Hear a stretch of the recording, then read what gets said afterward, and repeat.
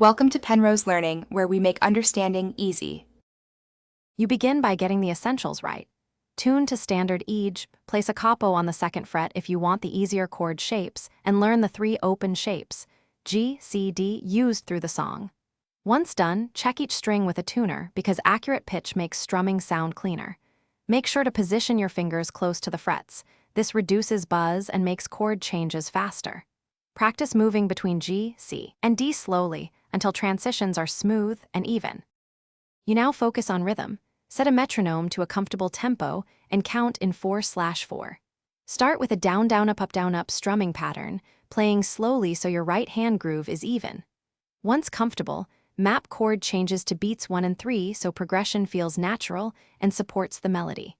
Make sure to use light palm muting at the bridge to add percussive accents when needed. Practice looping the progression for several minutes because repetition builds muscle memory and tightens. You finish by layering small details. Add a hammer-on on the second string and a simple 2-note riff between chord changes to match the song's melody. Once done, record a run-through and listen back to identify timing slips or fret buzz.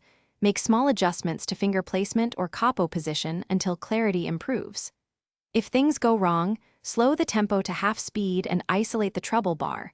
Work measure by measure until it's clean. Then gradually bring the speed back up while keeping control and relaxed hands. Thanks for watching. If this was helpful, leave a like and consider subscribing. See you next time.